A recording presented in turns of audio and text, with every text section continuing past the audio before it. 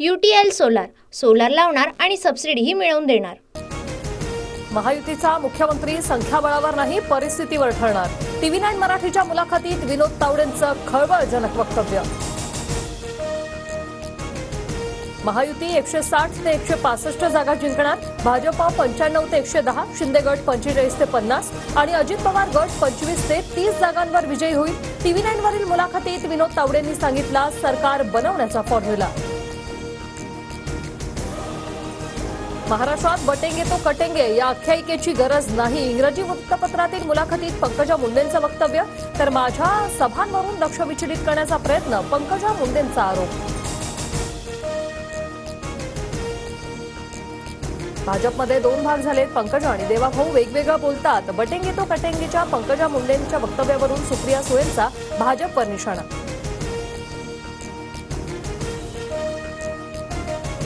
बटेंगे तो कटेंगे आणि एक है तो सेफ है अशी विधानं तेढ निर्माण करणारी। भाजपला अशा राजकारणाचा फायदा होणार नाही, नवाब मलिकांचं वक्तव्य।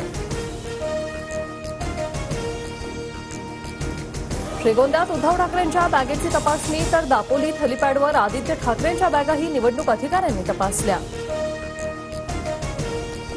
लोकसभेत लोकांनी दणका दिल्यावर मी लाडकी बहीण झाली, नाव न घेता सुळेंचा अजित पवारांवर निशाणा। फ्रेश चेहरा आणून पिक्चर काढायचा आहे का? सदा सरवणकरांची मुलगी प्रिया सरवणकरांचा अमित ठाकरेंवर निशाणा। नाशिकमध्ये मवियाचे उमेदवार गणेश गीतेंच्या भावाच्या गाडीची तोडफोड, वाहनांमधून पैसे वाटले जात असल्याचा भाजपचा आरोप।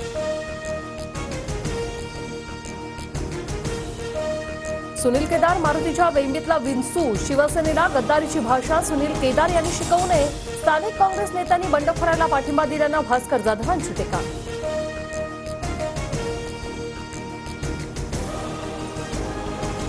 तुमचेच मीठ खाऊन तुमचा अपमान केलेल्याला त्याची जागा दाखवण्यासाठी आमची भूमिका, जयस्वालांच्या उमेदवारीचा संदर्भ देत सुनील केदारांचं ठाकरे गटाला स्पष्टीकरण।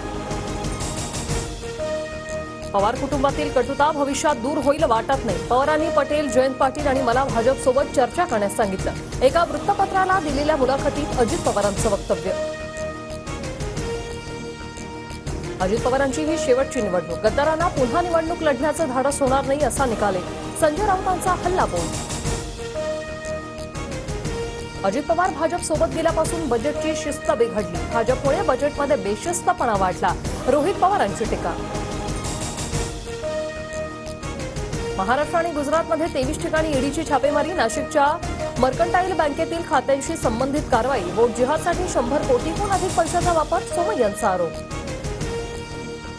22 नोव्हेंबरपासून बॉर्डर गावस्कर ट्रॉफीला सुरुवात होणार, कंगारूंचा गड भेदण्यासाठी टीम इंडिया सज्ज, पर्सच्या वेगवान खेळपट्टीवर मालिकेचा आरंभ होणार।